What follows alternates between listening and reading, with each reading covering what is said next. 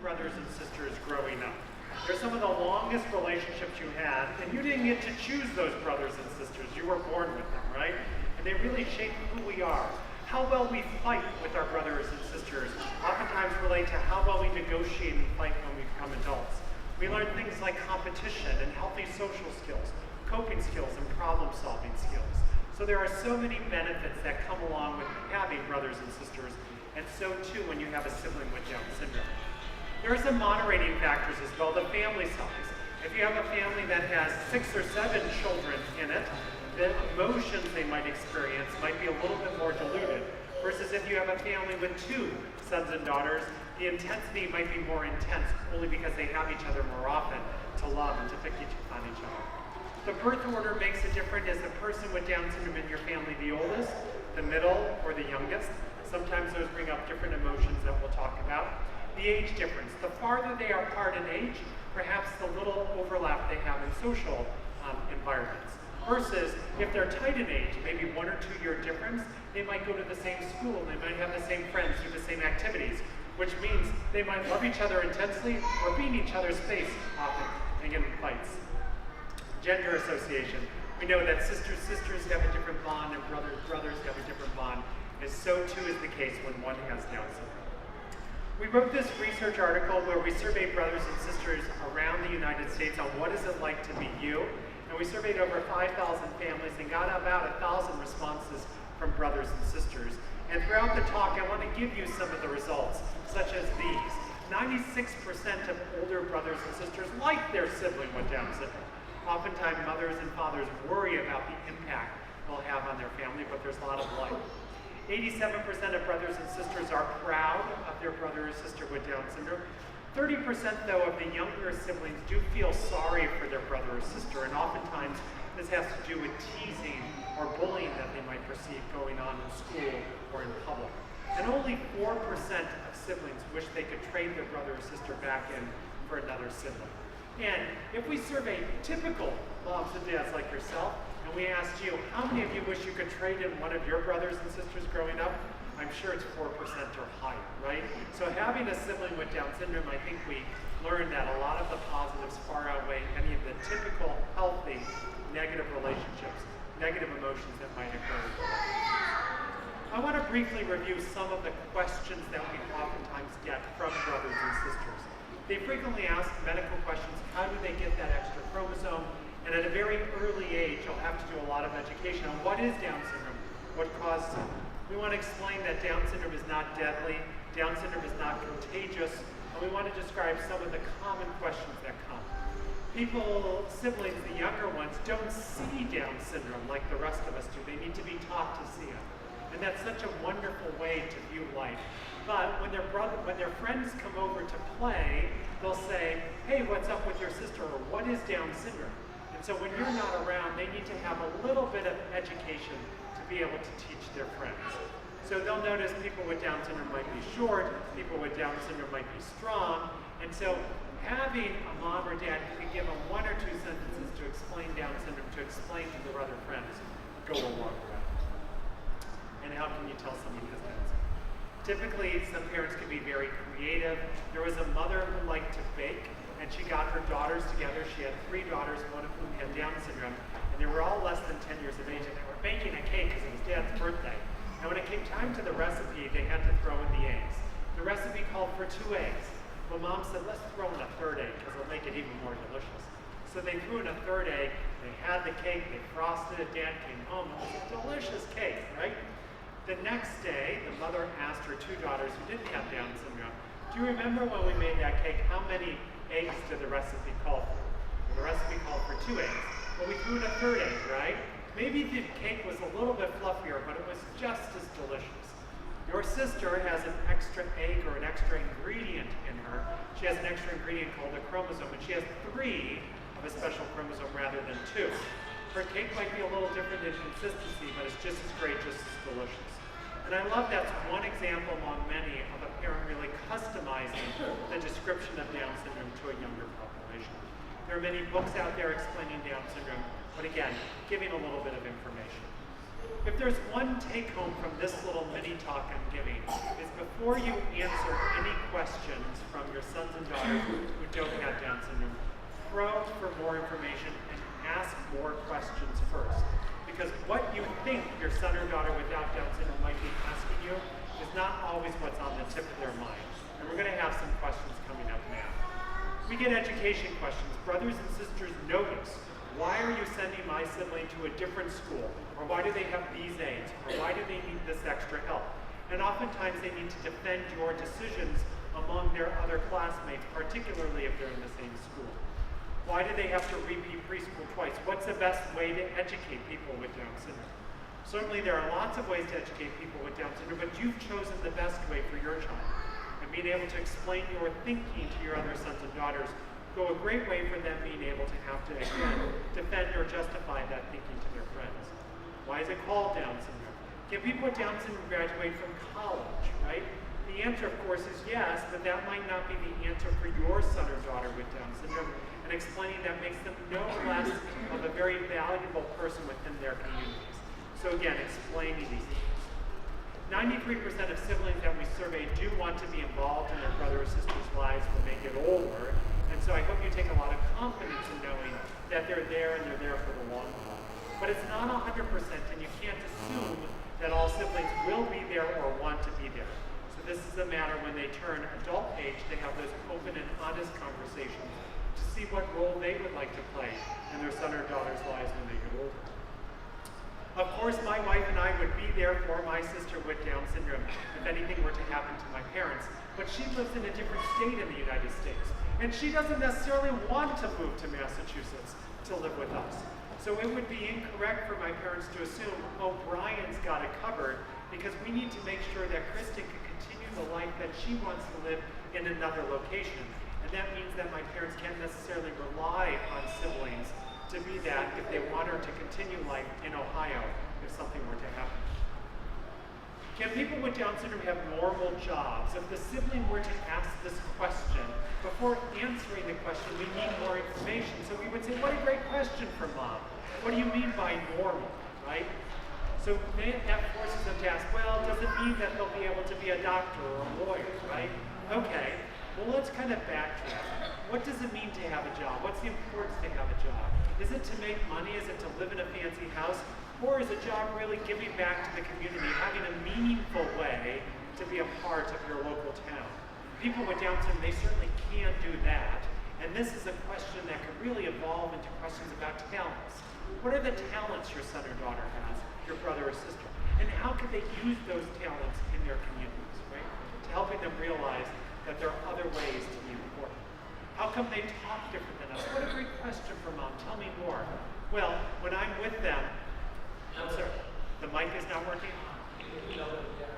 Okay, so if someone could maybe help with the mic in order to help the people in the back, that would be great. So how come they talk different than us? This could be a way of people with Down syndrome having to need social interpreters, people with Down syndrome who might rely on their brothers and sisters in order to make themselves understood. Does Down syndrome affect the way my brother's life is? That's a big question. We have no idea what that sibling is talking about. So we need to probe for more information. Tell Mom, what do you mean by this? So they might say, well, why do they have to spend more time doing their homework? Why does it take them longer to do things? That sounds better, but I'm getting an echo as well. Will she be ugly? Oh, your temptation might be, why would you say that? Why do you mean she's ugly? She's beautiful. We love Down syndrome, right? And if we respond that way, then all of a sudden the brother or sister thinks, I've asked the wrong question. And when we poll brothers and sisters, sometimes they think about questions up to 2 weeks in advance before they have the courage to ask you as moms and dads. Because they feel they should already be born with the knowledge. They should already know about Down syndrome, where they have these questions. So no matter what question they ask, you really have to validate them and thank them for asking that question. And when I got this question, I asked, that's an interesting question. What do you mean by ugly? The response I got was, well, they called her ugly on the playground yesterday. Oh, what a gift you were just given, because your son or daughter, rather than snapping at them saying, ugly, what do you mean? all of a sudden you can have a healthy conversation about bullying, about teasing, about name calling, and they have the courage to bring that up with you, and you have the courage to be able to brainstorm that. Will they get into fights? You really want to know what's motivating that question, what brings it there. 14% of younger siblings feel that their siblings should do more chores. They feel sometimes there's unequal attention being given. Sometimes it's all about Down syndrome. Well, now you can go back home and say to your other kids, I went to a workshop just on you, right? So there's workshops you're going on them. But 88% of siblings do feel comfortable asking their parents. Sometimes there are negative feelings that go along with having Down syndrome, just like you and your own brothers and sisters growing up, you weren't happy all the time. Just because you have a sibling with Down syndrome doesn't mean you have to be happy all the time. Having negative emotions is normal. Why do they become obsessed with TV movies? They play the same song, the same movie, over and over and over again. That's annoying. How comes he doesn't share? He won't give. They copy me all the time. They imitate me all the time. That's annoying. Why do they make weird noises? Why do they talk to themselves? That's embarrassing. The general point is for all of these situations, you want to validate those feelings. I understand you're feeling upset. I understand you're feeling embarrassed. And then to explain, that's normal to feel that way. What we don't want to say is, no, you can't feel that way. Oh, they have Down syndrome. Just be nice to her. Just, suck it up. That really tells them that that feeling was unnatural or it's wrong to feel that. Those feelings are very normal. What we don't want brothers and sisters to do is to feel guilty for feeling those natural emotions. So after validating it, we want to give them the tools to be able to problem solve. How do they express those emotions, or perhaps just to realize they need to let time pass. 61% of younger siblings do feel that they worry about their sibling getting made fun of, but they do feel that their friends are comfortable. We choose our friends wisely, don't we? Sometimes we get embarrassed, and sometimes we feel our social life is worse off, but those percentages are very small, and I think less so in comparison to the neurotypical population. We do have some difficult moments. We do notice when people stare at our siblings. Why are they still listening to perhaps baby music or age-inappropriate music?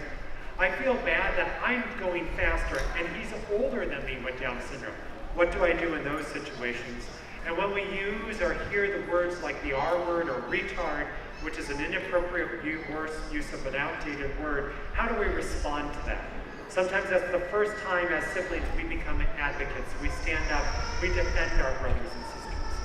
We like to say to brothers and sisters, you don't have to be an advocate 24 hours a day, 7 days a week. You choose the times that you want to stand up. And if you stand up, sometimes it's hard, and it's okay when it's hard. And be sure to be able to have a route to express your emotions and express your frustrations.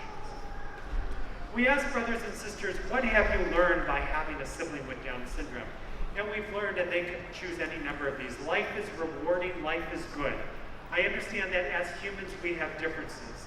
I've learned lessons on patience. I've learned how to love. I've learned that everyone has talents, and people with Down syndrome are more alike than different.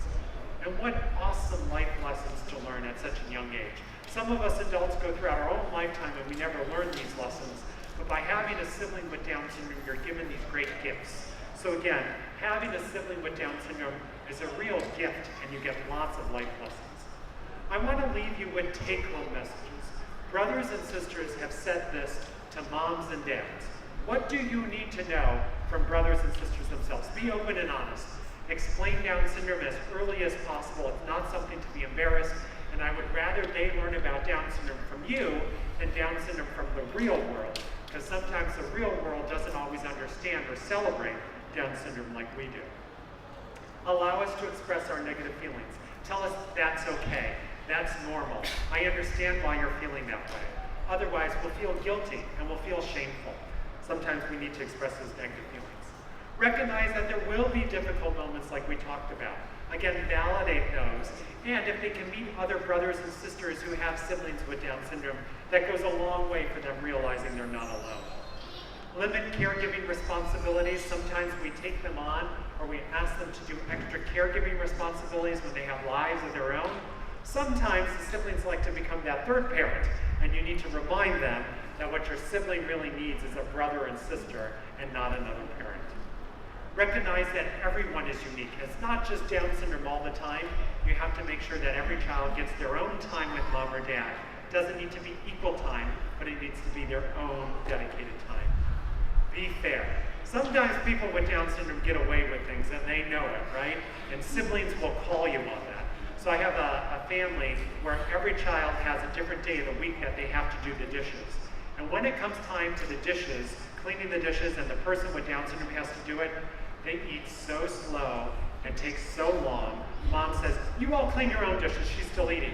And they're like, every other day of the week she finishes her dinner on time, except the day she, and then her parents realized the person with Down syndrome was really fooling them, and it took siblings to realize it. So on that day, Mom said, you know what, you all leave your dishes at the table, because when she's done eating, she's still gonna clean up all the dishes. And soon enough, she never ate that long, right? So siblings notice when their brother or sister with Down syndrome is trying to pull a fast one. Take advantage of supports for siblings. There are workshops just for brothers and sisters. Bring brothers and sisters together, just like you're getting together. Brothers and sisters need to get together to share their emotions and to share their experiences. Brothers and sisters have said, a happy mom and a happy dad make a happy home. So take time for yourself. Take a vacation. Do things just on yourself, because if you're feeling overstressed, everyone is, and it's okay to take a break. Sue Levine and I have gathered all the questions we've ever been asked by brothers and sisters, and we put them in this book, Fasten Your Seatbelt, a crash course on Down syndrome for brothers and sisters. And if you don't have access to sibling groups, we recommend it as a question and answer book that brothers and sisters could read at their own leisure. We recommend it for ages 6 all the way up to old age. It answers things as simple as, is Down syndrome contagious, versus all the way up to, now that my parents might pass away, how do I take care of my brother and sister on my own? You can get this book from woodbinehouse.com. We also have created a YouTube channel that go along with this book. So in each video segment, we answer one of the questions for brothers and sisters. And if you have a sibling, they're welcome to go to our YouTube channel there and check out some of the top questions that appear in our book. Again, I want to thank all the Down syndrome organizations we've had the privilege of working with, everyone here who has helped us with our research. And of course, research is not possible without grants. So I'm grateful for the grant sponsors who have allowed me to do my research on brothers and sisters. And as always, let's stay in touch, because there's too much to do, too little time to do that. And thank you to all the brothers and sisters who are out there, again, making the world a better place. Thank you very much.